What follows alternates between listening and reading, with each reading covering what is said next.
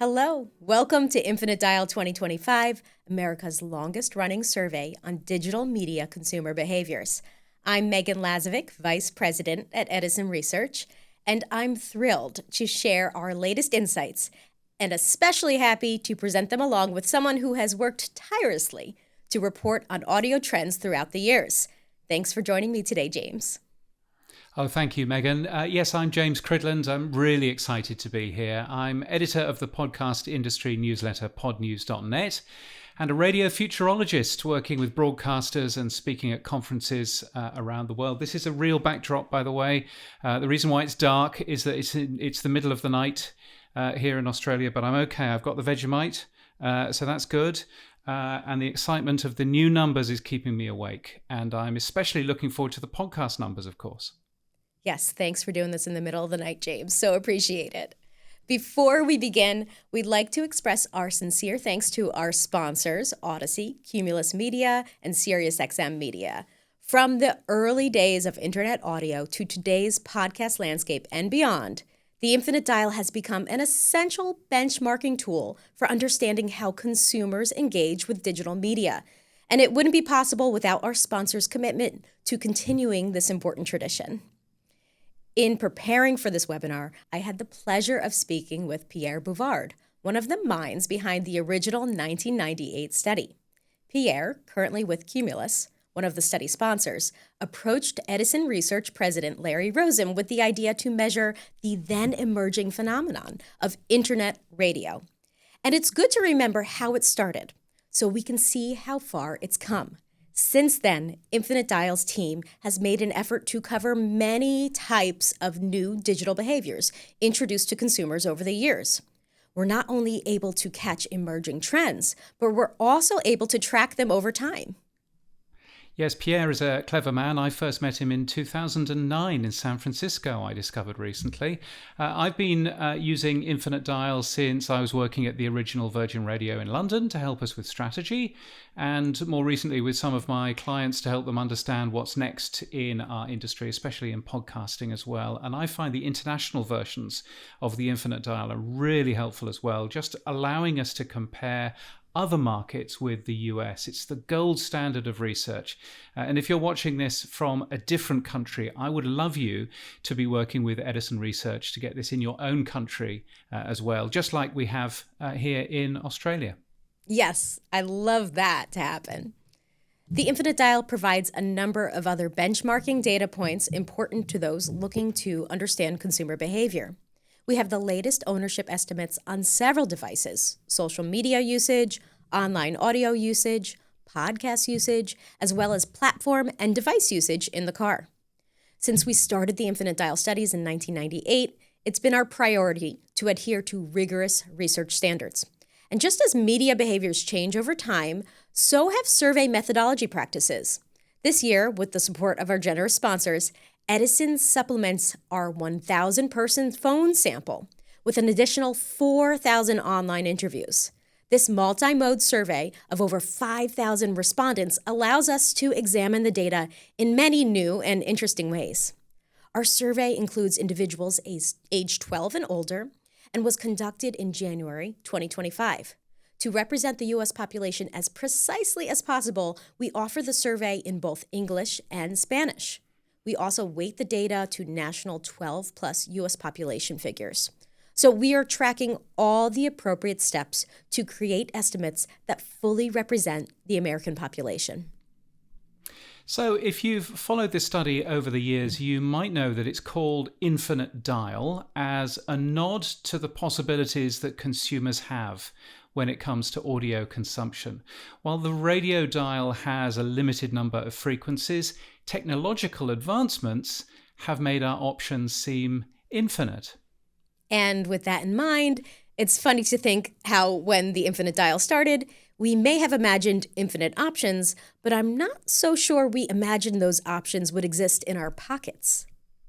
No, the iPhone was launched in 2007. Android came along a year later, and you can really see the quick rise of the smartphone in the infinite dial. That number right now, 91% of the US population aged 12 and older own one today. So that's a mass market technology if ever I've seen one. Now, smartwatches, while not as fast a trajectory as smartphones, do continue to trend upward. The 2025 Infinite Dial survey records 27% of the U.S. population aged 12 and older own a smartwatch. That's an estimated 78 million Americans. And wearable technology is even more exciting when it's specifically designed for audio consumption. Bluetooth, I discover, was originally an internal project name for this technology. It was supposed to be called Radio Wire. How rubbish would that name have been if they'd have gone with that? Anyway, the name Bluetooth stuck, which is a good thing.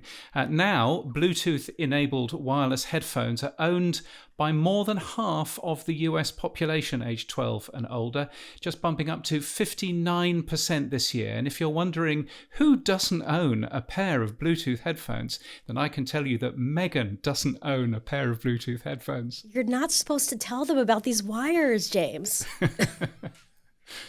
They're driving me crazy, by the way.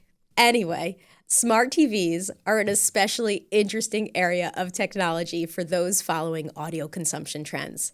And actually, the intersection of audio and video is a major theme of this year's Infinite Dial. Because while these devices make streaming video accessible in the center of the home, they are now also making streaming audio accessible in the center of the home. Ownership of smart TVs, or TVs with applications that connect them to the internet, are trending up significantly, as you can see on this chart.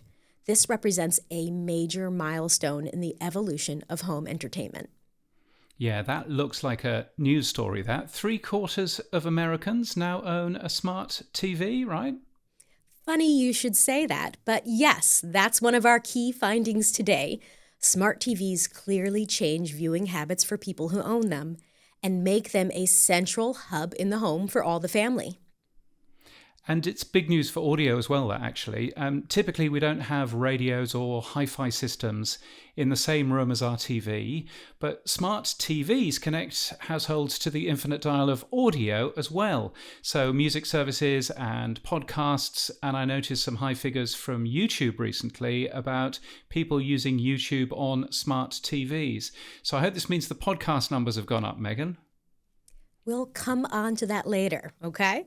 But first, smart speakers, or speakers using voice assistants such as Alexa, Google Assistant, Siri, and others are owned by just over a third of the U.S. population. While adoption is slowing down, we know that the technology is still changing and developing as the device manufacturers continue to experiment with AI. And we do know that these devices are another excellent delivery method for content from the Infinite Dial. Yeah, in 2024, 21% of the US population aged 12 and over listens to audio on a smart speaker in the last month, and that's up to 22% this year. And weekly listening via smart speakers is also up just a touch, from 17% last year to 18% in 2025. Smart speakers, for me and for many other people, frankly, have replaced the old-fashioned radio in my house. In fact, in the UK, there are now new laws to make sure that smart speakers have to carry all available radio stations in that country. And if we're considering how technology has changed consumption along the Infinite Dial, perhaps no other medium has greater influence than social media in terms of driving content discovery. Here's the percentage of Americans using any social media. In 2008, it was only 10% of the U.S. population. And at that time, we were asking about Facebook, Twitter, LinkedIn, and my personal favorite, MySpace. By 2011, the majority of the U.S. 12-plus population used social media. And by 2016, over 3/4 of Americans used social media. After a somewhat stable few years, this year, we see 86% of the U.S. population 12 and older using social media. This one is another one of our key points today. Social media's remarkable adoption rate means social media has become nearly universal among Americans. Yeah, 86% is massive. But it does seem that there are more social media brands than ever, right? Yes, and what's really fascinating is how different generations engage with these platforms, as we'll see in the upcoming slides. Most Americans are aware of the major players in the space, but there is a good amount of awareness for some of the newer social media brands among the U.S. population. Threads and Blue Sky most recently emerged as a Twitter or X alternative. Threads, with the Meta brand behind it, has 57% awareness, and just under a quarter of the U.S. population is familiar with Blue Sky. Well, I'm on Mastodon, so think about how I feel about these numbers. Not that popular, really. That's funny because I'm on Mastodon too, but I don't think I've logged in more than a handful of times since I made the account more than a year ago, I think. So let's check out actual usage figures. Here's the percentage of those aged 12 and older in the U.S. using each social media service in 2025. Facebook has the widest reach, with 66% of Americans using the service. Instagram falls second in line at 48%. Just over a third of the population use TikTok at 34%. Pinterest is a few points behind at 31%. LinkedIn and Snapchat are in the high 20s. We asked about Reddit this year. While it is forum-based, user interactions can classify it in the social category, and over a quarter of the U.S. population uses Reddit. At the bottom of the list, we have Discord, Threads, Blue Sky, Truth Social, and Mastodon.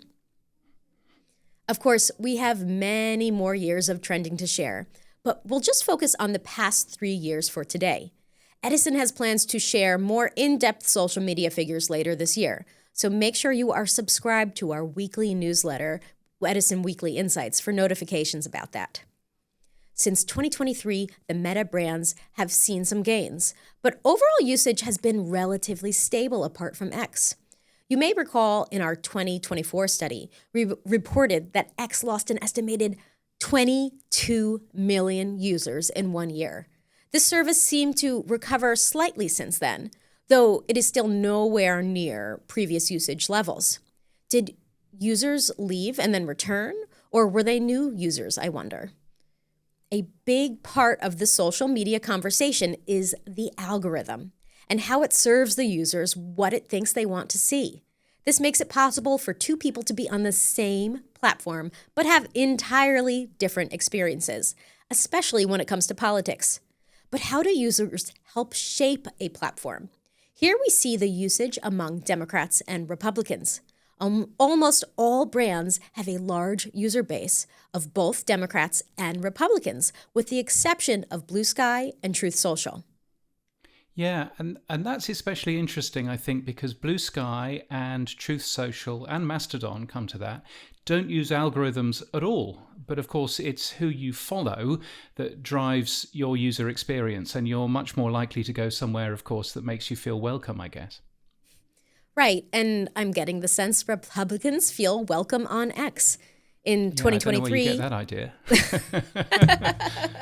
I will show you. In 2023, our first survey after Elon Musk purchased Twitter, we reported 34% of Democrats, 28% of independents, and 20% of Republicans used the service. Then our 2024 Infinite Dial recorded the drop in usage. And we see here that was mostly among Democrats and independents. But this year, we saw a small rebound with the service, and the increase in users are among Republicans. If users help shape social media brands, certainly age plays a factor. Here we asked, which social media brand do you use most often? Among the total population, Facebook is ahead at 45%, followed by Instagram at 19%, TikTok at 14%, Snapchat and X each at 5%, and Pinterest coming in at 4%. Look how different the answers are by age group. For those 12 to 34, Instagram and TikTok are tied as the most preferred service at 26% each, followed by Facebook at 23%. Snapchat does best among this age group as well at 11%. Half of the age 35 to 54 social media users use Facebook most often, followed by Instagram at 20%. So meta brands do have a hold on this population. And those 55 and older are predominantly using Facebook, with much smaller portions using other brands most often. So for young people, TikTok is joint number one at 26%.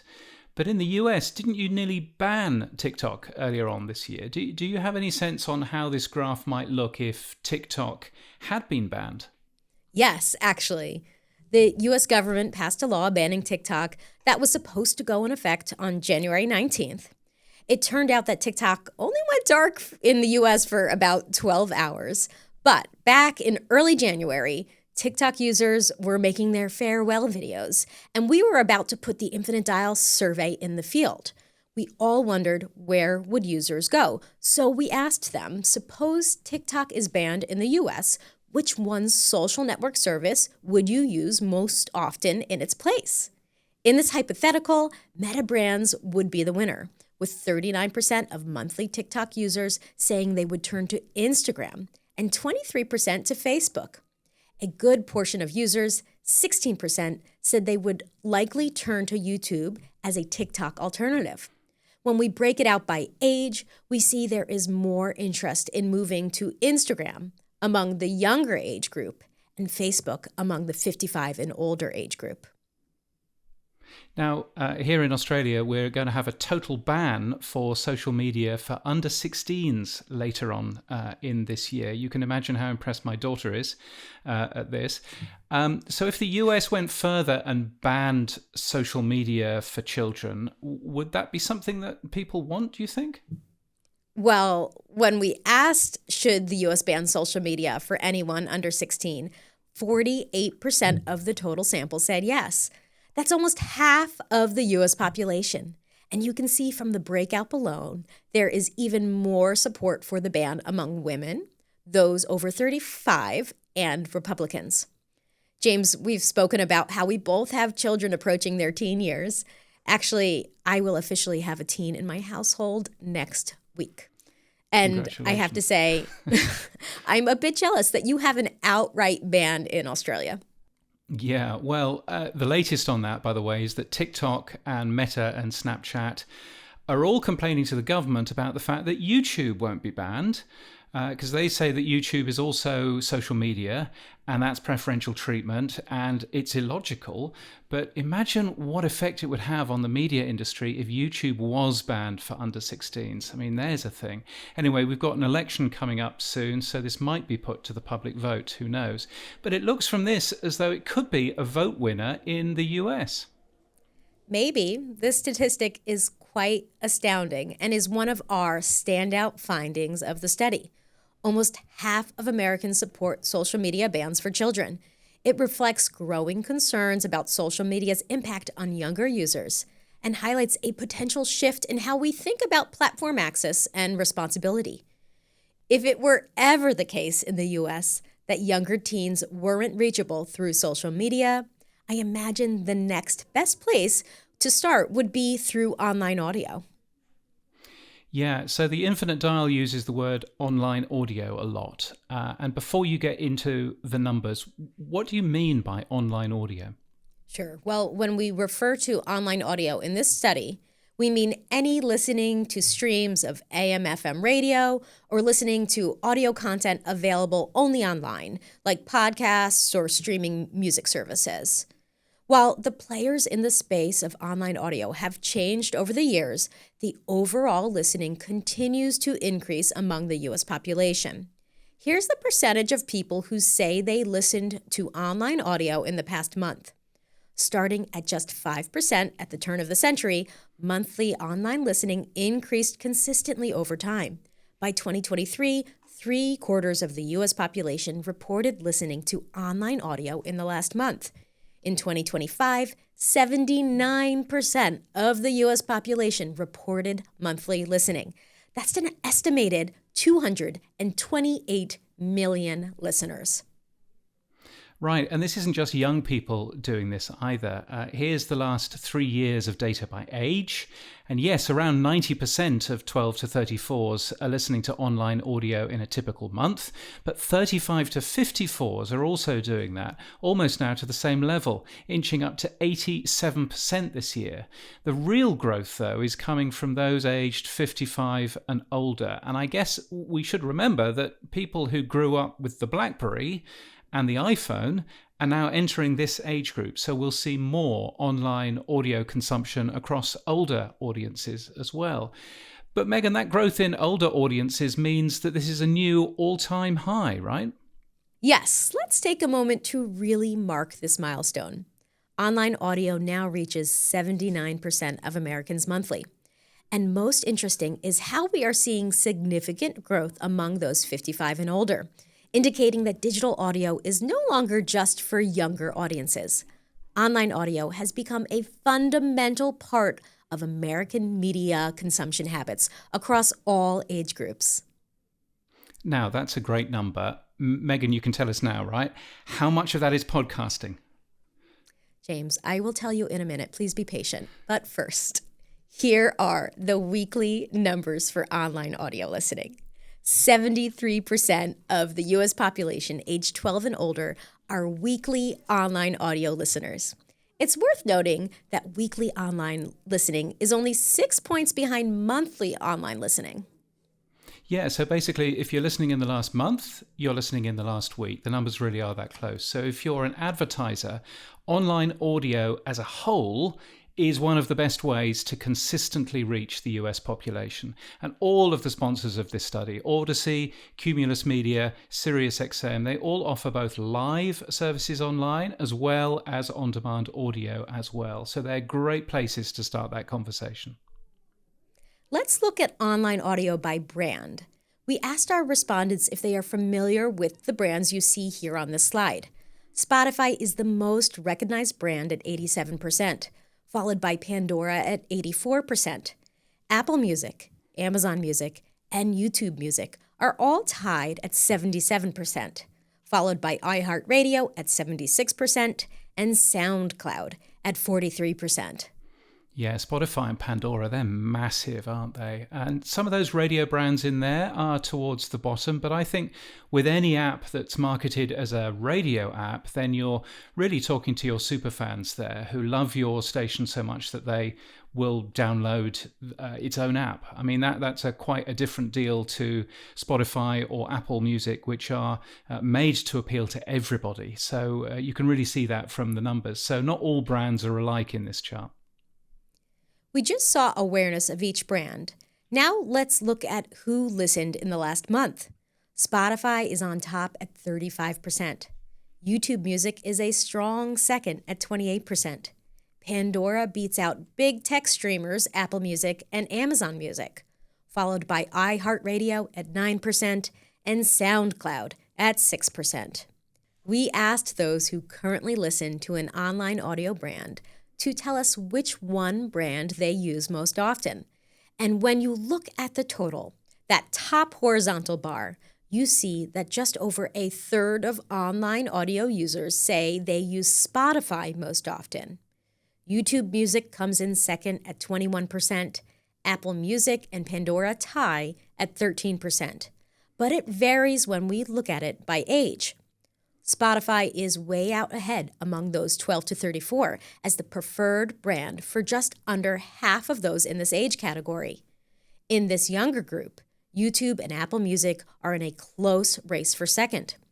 Spotify still has the advantage among those aged 35 to 54 at 31%, but listener preferences are distributed a little more across the other brands, with YouTube at 22% and Pandora at 16%.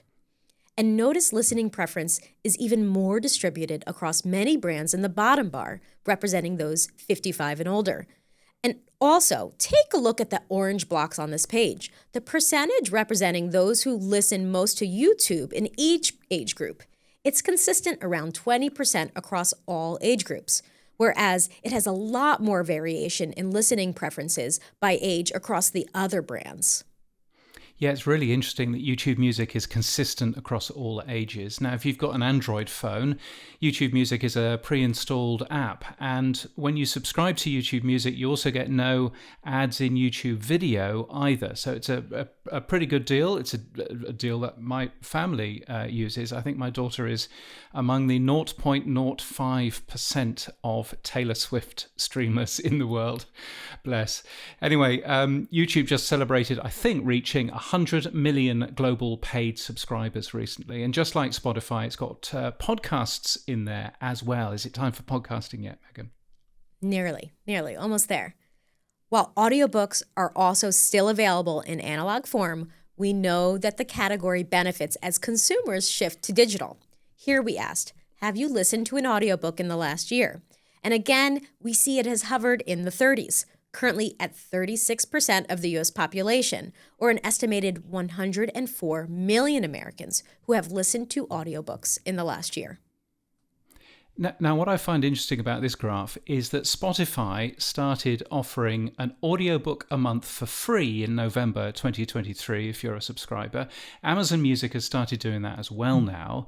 But that doesn't seem to have made a difference to the numbers here. It's still more than a third of the US population, so it's still a good number. But I'd have expected a little bit more growth, given audiobooks are now essentially available free to so many Americans. Now, finally, we're on to podcasting. Now, James, I have to admit, I'm a little nervous about this section. There is so much anticipation surrounding our annual podcast numbers. Yes, well, you should be nervous. These numbers are the gold standard. They're the headline numbers for the entire podcast industry. Some parts of podcasting saw a really hard year in 2024. So these numbers are really important for us. So no pressure, Megan. Well, I do have good news. The familiarity with the term has never been higher. 85% of the U.S. population are aware of podcasting, or an estimated 245 million. When I tell people I work in podcast measurement, most people now understand what I'm talking about. Similar experience, James? Yeah, I mean, my mother finally asked me in the middle of last year what a podcast was. I've only been writing Podnews for 7 years. So I think we're making progress, yeah. Definitely. And I can tell you, the portion of Americans who have ever listened to a podcast continues to rise. Our 2025 survey reports that 70% of Americans are podcast listeners. Yeah, and the podcast election clearly was part of that. Now, everybody in podcasting has been talking about video, though, and we've seen Spotify making a real push for video over the last 6 months. And YouTube, of course, over the last 2 years have been courting podcasters in terms of video as well. Yes, and one of Edison's major subscription services is Edison Podcast Metrics. It is the only podcast measurement service that measures listening, not downloads, across all networks, shows, and platforms. This study continuously surveys weekly podcast listeners. In Q2 of 2024, we noted that our study showed YouTube surpassing Spotify and Apple Podcasts as the podcast listening service used most among weekly podcast listeners aged 13 and older. According to the Edison Podcast Metrics survey, as of the fourth quarter of 2024, 33% of weekly podcast listeners aged 13 and up choose YouTube as the service they use most often to listen to podcasts. This data point made it very clear to us that video has become increasingly important to the podcast industry. So this year, we decided to make sure we were fully accounting for video podcast consumption. But with the Infinite Dial's long history of tracking data, we can't just change our definition. We have to expand it carefully. So we first asked podcast consumption in the same way we always have. Using our previous definitions, we found that 70% of Americans 12 and older said yes to, have you ever listened to a podcast? But this year, we didn't stop there. We then asked everyone the question, have you ever watched a podcast? And 51% of those 12 and older in the U.S. answered yes to this question. And of course, there is overlap. Many people answered yes to both of those questions. When we rolled up the responses for an estimated percent of Americans who have either listened to a podcast or watched a podcast, we do see a little increase. So this year, we are reporting that 73% of Americans aged 12 and older have ever consumed a podcast, either in audio or video form. Let's drop that new number back in the timeline. Any way you look at it, podcasting is up. And today, 210 million Americans are podcast consumers. So audio podcasting is up. Go podcasting. But when we add people who have only watched a podcast, we get another 3 points on the chart. And that's another 8 million Americans who've consumed what they consider to be a podcast. So video podcasting is bringing in more people overall. And that's really good news, I think. Definitely. Here's the full picture when you look at Americans' relationship with podcasts. 22% have ever listened to a podcast but never watched. 48% report having listened and watched to a podcast. Only 3% reported having watched a podcast but don't report having listened. And there is the remaining 27% who have never listened to or watched a podcast. The reality is that the overwhelming majority of people who watch podcasts will say they are podcast listeners. But as more people discover the platform via video, are video-first podcast consumers, it's smart to think about it as consumption instead of just listening. That is not intended at all to undercut the magic of audio-only content. There's room for both video and audio in the world of podcasts. Yeah, many people say that they use YouTube to find new shows, but then use their podcast app to follow those shows, and I can see that being the case. I would also, as somebody who's been in audio for 35 years, point out that audio is still the big number here. Audio podcasts give your ears something to enjoy while your eyes are busy doing other things. And that's a real benefit to audiences, and we need to be really careful not to ruin that. Also worth remembering that all of the data in the Infinite Dial about podcasts are based on people consuming a podcast rather than time spent consuming a podcast. And there's a separate study from Edison Research called the Share of Ear Report, which looks at time spent in much more detail. There's more detail on that on the Edison Research website. Now, Megan, these are figures for people who have ever consumed a podcast, either on audio or on video, or both. Now, I have ever slammed my fingers in a door, but that doesn't mean that I enjoy doing that on a regular basis. So do the monthly figures also show this rise too? Yes, they actually show more of a difference. Here's the trending monthly podcast consumption data. Starting in 2008, just under 10% of the U.S. population listened to a podcast in the last month. By 2018, over a quarter were monthly listeners. We were approaching another turning point last year. In 2025, did more than half of Americans consume podcasts? Yes, 55% of the U.S. population aged 12 and older are monthly podcast consumers, an estimated 158 million consumers. This is truly a landmark year for podcasting. For the first time, more than half of Americans are now monthly podcast consumers. No matter how you measure it, by audio or video consumption, podcasting continues to show impressive growth. Yes, I'm just taking some notes for Podnews tomorrow. So, for the first time, more than half of Americans aged 12 plus are monthly podcast consumers. More people now consume podcasts than don't consume podcasts, which means I think we can now officially claim, finally, that podcast consumption is mainstream. Podcasting is a mainstream media. It's official. That's pretty cool. Very cool. And we'll look again at the listening versus watching figures for monthly consumers.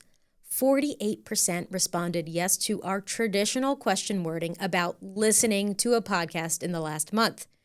37% answered yes to watching a podcast in the last month, and that roll-up brings us to 55% monthly podcast consumers.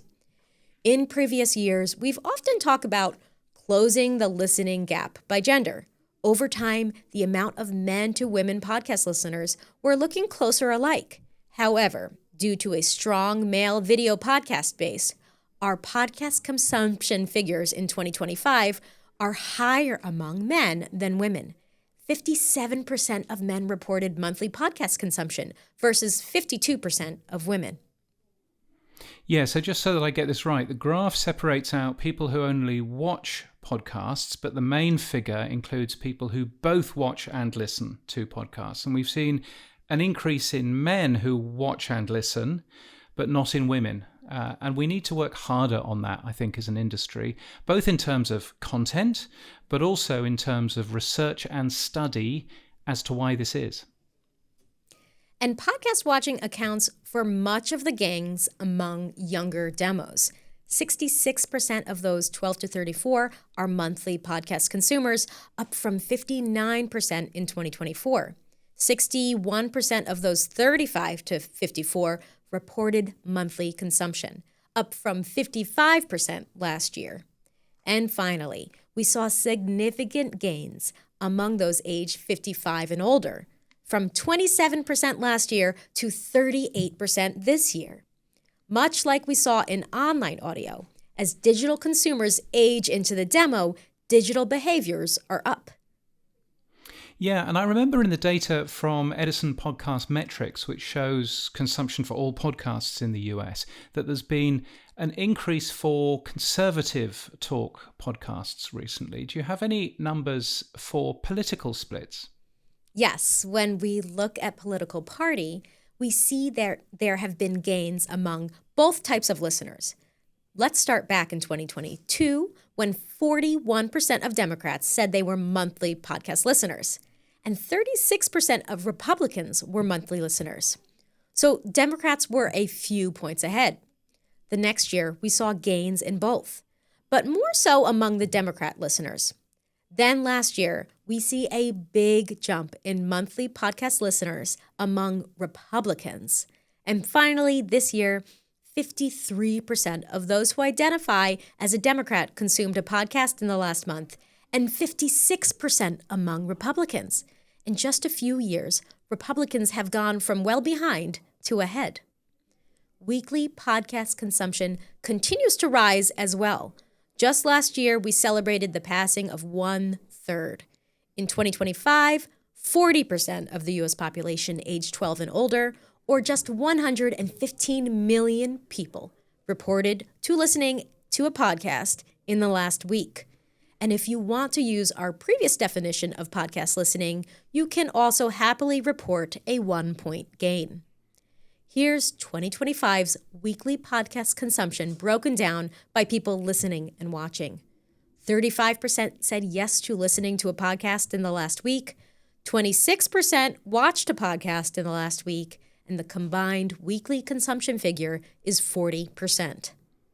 Yeah, these are great new numbers. So podcast consumption is up. We've hit mainstream in terms of monthly consumption.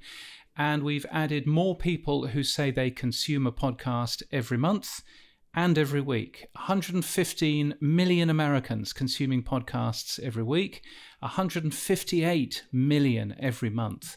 That's great news. Very. All the figures we look at today are all about usage and listening in general from any location. But it is worth noting that there is a place where the media picture is skewed ever so slightly, and that's in the car.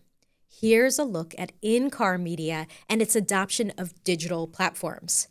We asked the 88% of those who have driven or ridden in a car in the last month about media systems they have in their vehicle. Here we see those who have a car with an integrated system such as Apple CarPlay or Android Auto. In 2023, only 16% of drivers had an Apple CarPlay. Last year, that rose to 23%, and this year, it's well over a quarter at 28%. Android Auto ownership saw gains as well, though not as pronounced, going from 14% in 2023 to 19% today.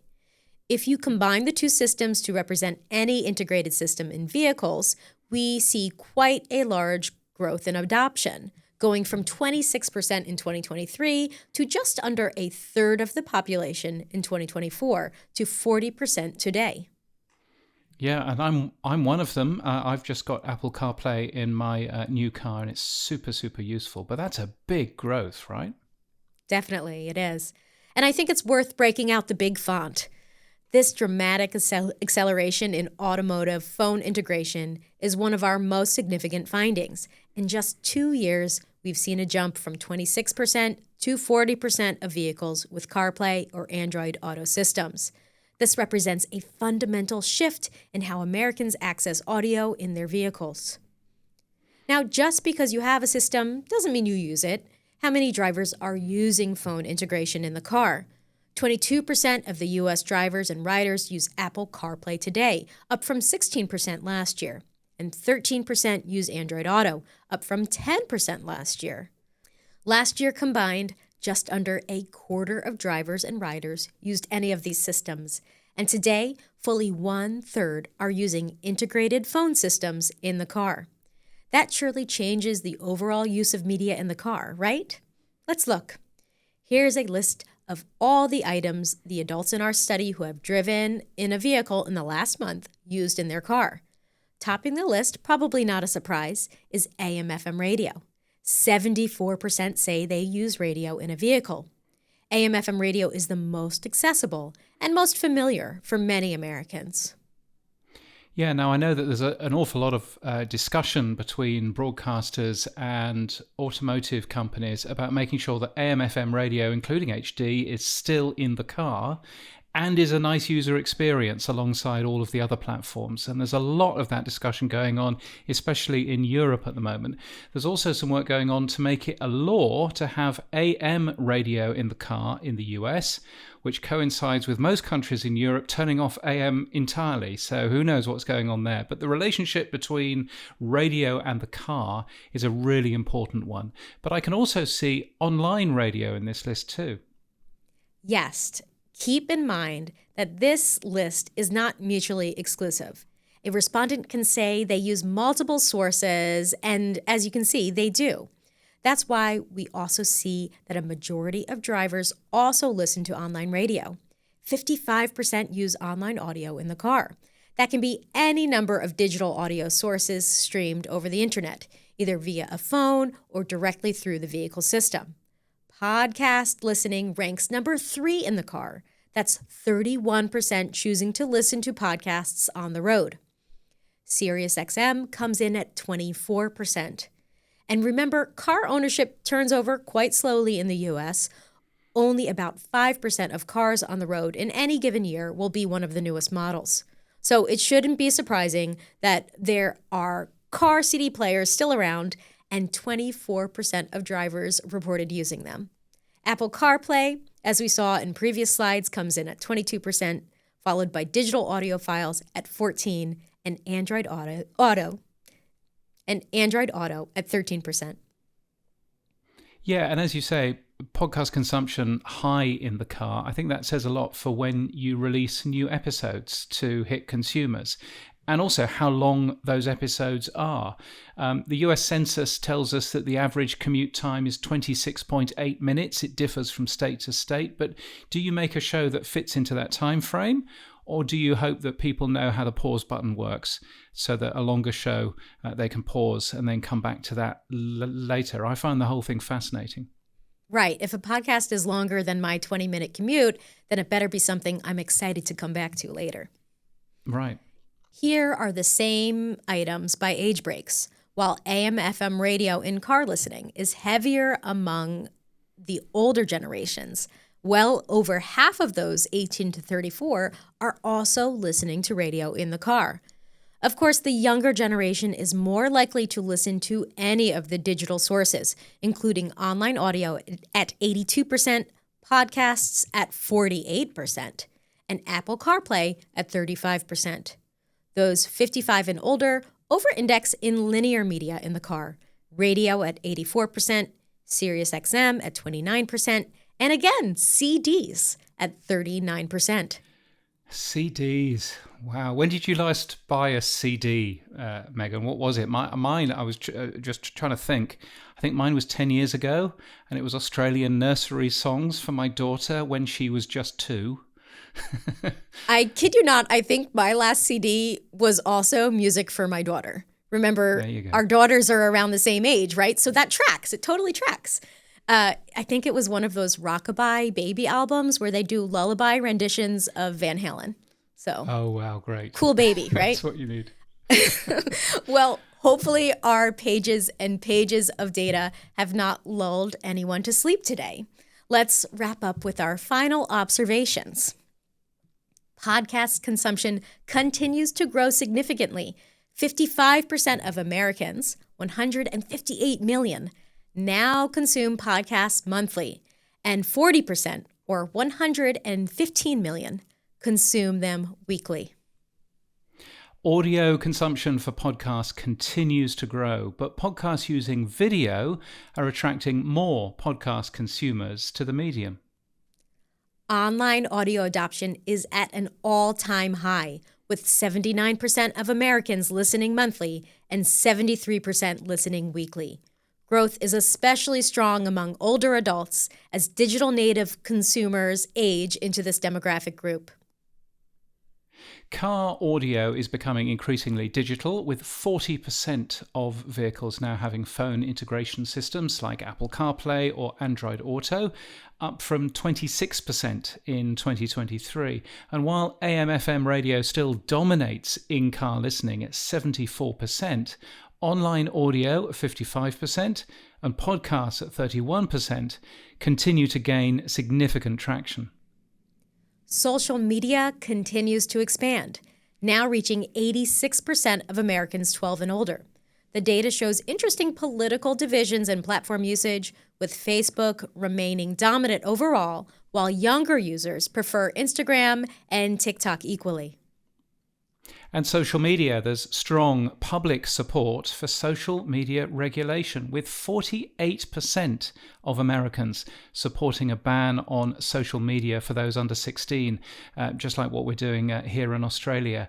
And that sentiment is stronger among women, among adults 35 plus, and among Republicans. Thanks again to Odyssey, Cumulus Media, and SiriusXM Media for supporting this research and providing this essential data to the audio industry. Yes, and I'd like to thank the Infinite Dial team at Edison Research. What a thrill it's been to peek behind the scenes at the Infinite Dial. This is big, complicated research, with this year the largest sample size ever. And there are many hours, actually decades of dedication here. So thank you to Megan and to Larry Rosin and to everyone else at Edison for this data. It's so useful to help the industry with strategy and to help advertisers to know where to reach audiences. This is truly the gold standard. So thank you. Well, thank you, James. You are the gold standard. Thanks for being here today and for everything you do to keep the audio industry informed. Finally, thanks to everyone who logged in today or watched the replay. We're grateful that people continue to tune into this research every year. Your presence keeps the study going too, and you are important. Thank you so much, everyone. See you next time. Thank you, folks.